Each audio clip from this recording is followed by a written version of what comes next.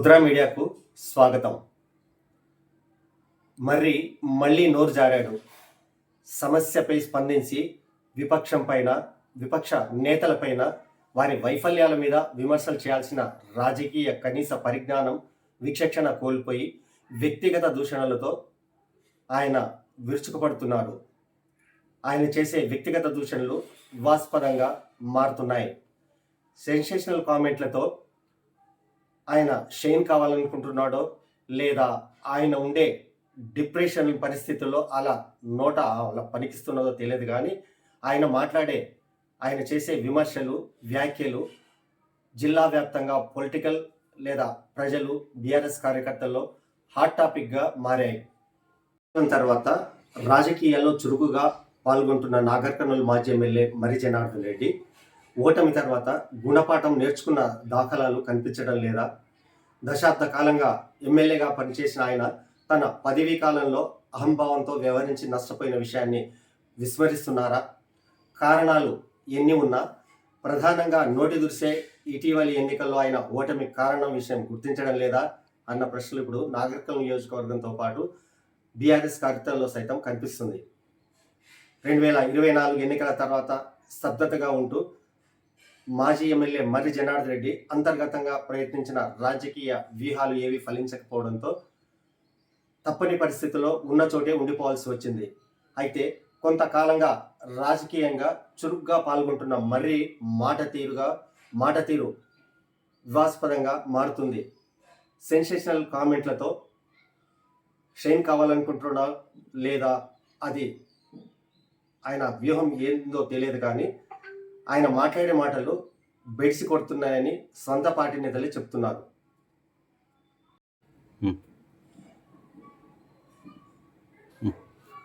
మాజీ ఎమ్మెల్యే మర్రి జనార్దన్ రెడ్డి ఇంప్రెషన్ కోసం అలా చేస్తున్నాడా? డిప్రెషన్లో పడి అలా మాట్లాడుతున్నాడా? మళ్ళీ నోరు పారేసుకుంటున్న మర్రి నారా లోకేష్ పైన చిలువలు పలువలు, నాగంను కూడా లెక్క చేయని టెంపరితనం, మిస్ఫైర్ అవుతున్న మాటల తూటాలు, నేర్వైన గుణపాఠం, మరోసారి ప్రజల్లో చులకనా భావం. ఈ స్టోరీలో మరిన్ని వివరాలు తెలుసుకుందాం. మర్రి జనార్దన్ రెడ్డి స్తబ్దత వీడి చురుకైన రాజకీయ వ్యవహారాల్లో, కార్యక్రమాల్లో పాల్గొంటున్నాడు. ఇప్పటికే గత ఎన్నికల్లో జీరో అయిన బీఆర్ఎస్ పార్టీ ఉనికిని కోసం స్థానిక సంస్థల్లో అయినా నిలబెట్టుకునేందుకు తాపత్రయపడుతున్న క్రమంలో నాగర్ కర్నూలుతో పాటు అచ్చంపేట నియోజకవర్గ బాధ్యతలు కూడా అధిష్టానం మర్రి భుజాలపై పెట్టింది. పార్టీలో, రాజకీయాల్లో స్తబ్దతగా ఉన్న మర్రి స్థానిక సంస్థల ఎన్నికలు వస్తున్న నేపథ్యంలో నియోజకవర్గ రాజకీయాల్లో చురుగ్గా పాల్గొంటున్న తరుణంలో జిల్లా పరిధిలోని అచ్చంపేట మాజీ ఎమ్మెల్యే, బీఆర్ఎస్ పార్టీ జిల్లా అధ్యక్షుడైన గులాబీగూడు వదిలి కమలంగూటికి చేరిన నేపథ్యంలో క్యాడర్ను చెదరకుండా చూసుకునే బాధ్యత మర్రిపై గులాబీ బాస్ పెట్టాడు. నాగర్ కర్నూలుతో పాటు అచ్చంపేట నియోజకవర్గ పరిధిలోని గ్రామాలలో ఆయన తన కార్యకలాపాలను విస్తరించాడు. వరుస సమావేశాలు, పార్టీ బడా నేతల జోక్యంతో అచ్చంపేట బాధ్యతలు చూసుకుంటున్న ఈ మాజీ పార్టీ పరపతిని పెంచడంతో పాటు కార్యకర్తలను ఉత్తేజపరిచేలా దూకుడుగా వివరిస్తున్నాడు. ఈ క్రమంలోనే అసలే వ్యాపారి అయిన ఆయన తన మాటల చాతుర్యానికి కాస్త మసాలా కూడా జోడించి ప్రసంగాలు కొనసాగిస్తుండడం హాట్ టాపిక్గా మారింది. కూలీ స్థాయి నుండి వ్యాపార సామ్రాజ్యాన్ని పాలిస్తూ 2 సార్లు ఎమ్మెల్యేగా అధికారం చెలాయించిన మర్రి ఓటమి తర్వాత జీవితంలో ఎదుగుదలే తప్ప ఓటమి అన్నది ఎరగని ఆయన దీన్ని జీర్ణించుకోలేకపోతున్నాడని అర్థమవుతుంది. అధికారం కోసం వెంపర్లాటలో కాంగ్రెస్, బీజేపీల వైపు దృష్టి సారించిన అవేవి వర్కౌట్ కాలేదన్నది బహిరంగ రహస్యం. విఫల యత్నాలతో పొలిటికల్ చౌరస్తాలో డిప్రెషన్లో ఉండిపోయిన మర్రి విధిలేని పరిస్థితుల్లో ఉన్న చోటే ఉండిపోవాల్సి వచ్చింది. పరిస్థితిని జీర్ణించుకోలేకపోయినా సర్దుకుపోవాల్సిన దుస్థితి ఏర్పడినట్లు పార్టీలో ఓ స్థాయిలో ఉన్న నేతలు చెప్తున్నారు. ఇందుకు నిదర్శనం ఏంటంటే నియోజకవర్గంలో అత్యంత మర్రికి సన్నిహితంగా ఉండిన అనుచరులే ఆయన తీరుపై ఆయన పార్టీ పెద్దలపై మాట్లాడిన మాటలను దుర్సు వ్యవహారంపై ఫిర్యాదు చేయడం కూడా బహిరంగ రహస్యం. తిట్టిన నోటితోనే పొగిడేందుకు విడవాలనుకున్న పార్టీతోనే కలిసి నడవాల్సిన పరిస్థితి ఏర్పడడం ఆయనను నిరాశ నిస్పృహలకు గురి చేస్తున్నట్లు పలువురు భావిస్తున్నారు. ఈ క్రమంలోనే అధికారులకు హెచ్చరికలు, ప్రత్యర్థిపై వ్యక్తిగత దూషణలకు పాల్పడుతున్నట్టు మరి అందరూ భావిస్తున్నారు.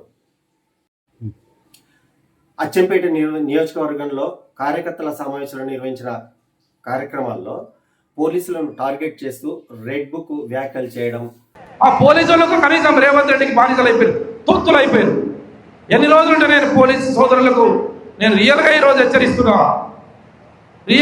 హెచ్చరిస్తున్నా, తప్పకుండా ఈ పనిచేసినటువంటి ఈ కందనూరు జిల్లాలో పనిచేసినటువంటి ప్రతి ఎస్ఐ, ప్రతి సిఐ, ప్రతి డిఎస్పీ పేరు రాసి పెడతాం.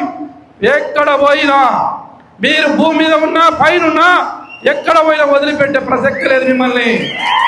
నేను ఇలా పోలీసు సోదరులు చెప్తున్నా, తస్మాత్ జాగ్రత్త అని నేను పోలీసు సోదరులు నేను హెచ్చరిస్తున్నా. నాగర్ కర్నూలులో యూరియా కాళేశ్వరంపై సిబిఐ దర్యాప్తుకు ప్రభుత్వం కోరడాన్ని నిరసిస్తూ జరిపిన ధర్నాలో సైతం పోలీసులకు ధర్నా చేస్తున్న వారిని అరెస్ట్ చేస్తే అంటూ కార్యకర్తలను రెచ్చగొట్టే వ్యాఖ్యలు చేయడాన్ని పలువురు తప్పుపడుతున్నారు. అసలు మర్రి హయాంలో పోలీసుల చేత కాంగ్రెస్ పార్టీ కార్యకర్తలపై తప్పుడు కేసులు బనాయించడం, బలవంతంగా పార్టీని మార్పించిన సంఘటనలు మర్రి మాట వినని ప్రతిపక్ష వాళ్ళను ఏకపక్షంగా వ్యవహరించిన పోలీస్ అధికారులను కోర్టు చివాట్లు పెట్టిన సంగతి కూడా తెలిసిన విషయమే. నిరాకరించినాడు. ఒక ఎస్ఐ ఒక registered post with acknowledgement due పంపిస్తే ఇప్పుడు ఇది మల్లయ్య గౌడ్ అనే ఉంది కాబట్టి దీన్ని నేను తీసుకోనని నేను అడుగుతా ఉన్నాను. అంటే నౌకరు ఎవరు? కోటిరెడ్డిపల్లి సార్, కోటిరెడ్డిపల్లి తిమ్మాజిపేట మండల్. నా పేరు మల్లయ్య గౌడ్, మల్లయ్య గౌడ్. అయితే ఎలక్షన్లో పోతే టీఆర్ఎస్ కార్యకర్తలు ఒక 40 మంది ఊళ్ళో నీవు ఎందుకు తిరుగుతున్నావు, నువ్వు తిరగొద్దు అని ఎంబడి వాడి పెద్ద లొల్లి పెట్టుకొని కొట్టి మెడలో ఉన్న బంగారు గొలుసు గుంజుకున్నాడు. గుంజుకుంటే అప్పుడు 100కు ఫోన్ చేస్తే ఎస్ఐ రాడని 100కు ఫోన్ చేసినాక 3-4 సార్లు 100కు ఫోన్ చేస్తే అప్పుడు SI, Taduru SI, Thimmajipet SI వచ్చి ఆ కొట్టిన వాళ్ళ ఎంబడే ఉండి వాళ్ళకే మద్దతుగా వాళ్ళకి నా దగ్గర రాకుండా వాళ్ళ ఎంబడే ఉన్నాడు. ఉండి మేము పోయి కేసు ఇస్తే కేసు తీసుకున్నాడు. తీసుకొని 2-3 నెలలు అయినాక బుక్ చేయలేదని నేను సార్ తోటి ఒత్తిడి చేస్తే సార్ నాగం జనార్దన్ రెడ్డి గారు, మల్లురయ్య గారు ఎస్పీ దగ్గర వచ్చి ఎస్పీ గారితో పెద్ద లొల్లి చేసి ఎందుకు కేసు బుక్ చేయలే అని చెప్తే అప్పుడు ఎస్పీ గారు డిఎస్పీని తిమ్మాజిపేట దోలిచ్చి కేసు బుక్ చేయించాడు. కేసు బుక్ చేసినాక ఇప్పటి వరకు కూడా 2.5 సంవత్సరాలు అయింది. ఎఫ్ఐఆర్ బుక్ అయింది, ఛార్జ్షీట్ వేయలేదు. ఎందుకు వేయలేదు అని నేను ఆయన నన్ను చూస్తేనే ఆయన కోపం కనుక నేను వకీల్ ద్వారా వచ్చి సమాచార చట్టం కింద ఎందుకు ఛార్జ్షీట్ వేయలేదని అప్లికేషన్ రాసి ఒకటి ఇచ్చిన. పంపితే అది తిరస్కరించబడింది, నేను తీసుకోనని. అయినాక ఎస్పీ గారికి 1 వారం రోజుల కింద ఎస్పీ ఆఫీసులో వచ్చి సార్ ఇట్లా తీసుకోలేదు, దీని మీద మీరన్నా తగిన చర్య తీసుకునేగలరని ఎస్పీ గారికి కూడా కాంప్లైంట్ ఇచ్చిన. సార్ మాజీ ఎమ్మెల్యే మరి తను చేసిన అంటే పోలీసులను అడ్డు పెట్టుకుని చేసిన అరాచకాలను మర్చిపోయి సుతపూస మాటలు మాట్లాడడం ఏంటని కూడా ఈ సందర్భంగా పలువురు ప్రశ్నిస్తున్నారు. నాటి అరాచకాలు తమ పార్టీ కార్యకర్తలు అనుభవించినట్లు నియోజకవర్గ ప్రజలు ఎవరూ వేధింపులకు గురికాకూడదన్న సదుద్దేశంతో స్వేచ్ఛగా పోలీసులను విధి నిర్వహణ చేసుకోవడానికి స్వేచ్ఛ ఇవ్వడమే ప్రస్తుతం ఎమ్మెల్యే చేసిన తప్ప అని కూడా ప్రశ్నిస్తున్నారు. మరిచి గురువింద నీతులు మాట్లాడుతున్నారన్న విషయం కూడా ప్రస్తుతం పలువురు నోట వినిపిస్తుంది.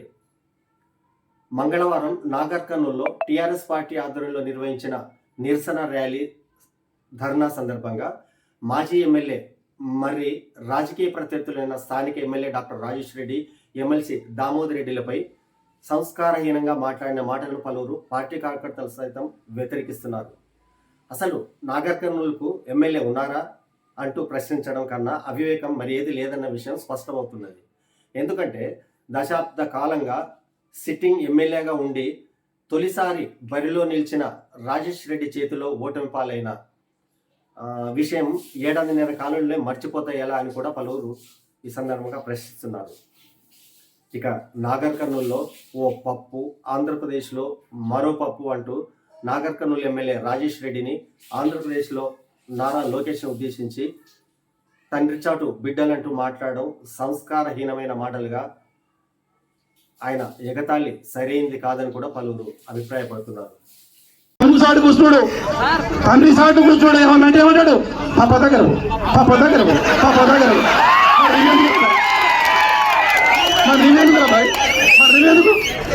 మరి నువ్వెందుకు బాయ్ ఎమ్మెల్యే? నీకు ఓటు వేసినా మీ అయ్యకు ఓటు వేసిరా? ఎవరికి ఓటు వేసినాం? నీకు ఓటు వేసినప్పుడు నీ దగ్గర ప్రజలు వేస్తే నాయన దగ్గర పప్ప దగ్గర పప్ప ఏం పప్ప ఏం పప్ప ఏం పప్ప ఇంకో పప్పు మనకు వచ్చిండు. ఒక పప్పు ఎక్కడ ఉన్నాడు? ఆంధ్రాలో ఉన్నాడు. రెండో పప్పు ఎక్కడున్నాడు? తెలంగాణలో ఉన్నాడు. ఉన్నాడా లేదా? పప్పు చూద్దారు ఎందుకు పనికిరాదు. అందుకే చెప్పిన ఇందాక అటు కాదు ఇటు కాదని చెప్పి, అటు కాని ఇటు కాదు. మనకి ఎమ్మెల్యే ఉన్నాడా లేదా అర్థం కాదు. ఎమ్మెల్యే లేడు, ఉన్నాడా? మరి ఎందుకు ఇట్లాంటి ఎమ్మెల్యేలు పోతుందా? ఇట్లాంటి ఎమ్మెల్యేలు మనకు అవసరమా? ఇట్లాంటి ముఖ్యమంత్రి మనకు అవసరమా? ఇట్లాంటి మంత్రులు మనకు అవసరమా? ఈ జిల్లాకు మంత్రి ఉన్నాడా? ఆయన ఏం మాట్లాడుతున్నాడు? నాగర్ కర్నూలు నియోజకవర్గంలోని ప్రజలు తన దగ్గరికి వచ్చిన ప్రతి వ్యక్తిని తన మన అన్న భేదం లేకుండా పార్టీ ఏదైనా తన దగ్గరికి వచ్చే ప్రతి వ్యక్తి సమస్యను సావధానంగా వింటున్న ఎమ్మెల్యే రాజేష్ రెడ్డి ఎమ్మెల్యేగా పనిచేసిన మర్రి హయాంలో జరిగిన దందాలు, ఆక్రమణలు, అనుచరుల అరాచకాలు, అవినీతి, చట్ట ఉల్లంఘనపై చర్య తీసుకోకపోవడం తప్పైందా? రాజేష్ రెడ్డి కూడా నారా లోకేష్ లాగా కఠినంగా వివరించి ఆయన తప్పిదాలను ఒక్కసారి వెలికితీసి దానిపై చర్యలు ప్రారంభిస్తే మరి పరిస్థితి ఏంటి అన్న ప్రశ్న ఇక్కడ ఉదయిస్తుంది. మాజీ మంత్రి నాగం జనార్దన్ రెడ్డి మర్రి అవినీతిపై ఎన్నో అంశాలను అరటిపండు ఒలిసి ముందు పెట్టినట్లు బహిర్గతం చేశారు.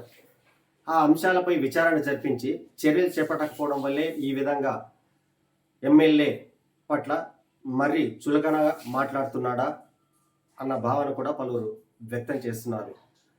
నారా లోకేష్ లాగా రాజేష్ రెడ్డి కూడా కఠినంగా వివరించి ఉంటే మరి ఈ స్థాయిలో మాట్లాడే పరిస్థితి ఉండేది కాదన్న భావన కూడా వ్యక్తమవుతుంది.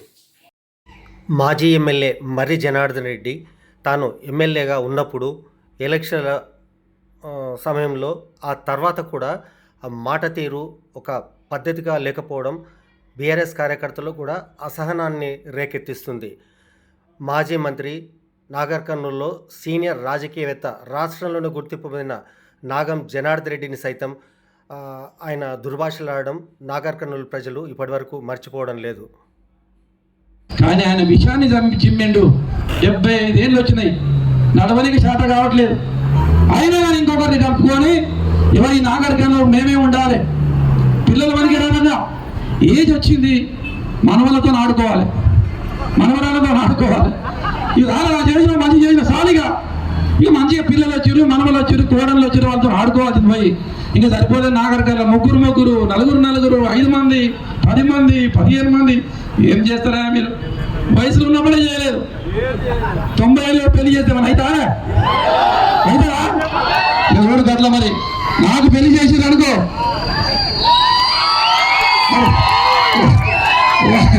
90 ఏళ్ళు పెళ్లి చేస్తే ఏమవుతుందా? ఏం కాదు. అందుకే 90 ఏళ్ళు నాకు నారకాలు ఇచ్చేది అనుకో. మర్రి జనార్దన్ రెడ్డి 3 మనవులకు వస్తున్నాడు. 3 బోనం చేసుకొని 3 మనవులకు దేవుని గుడి కాడికి రావాలి.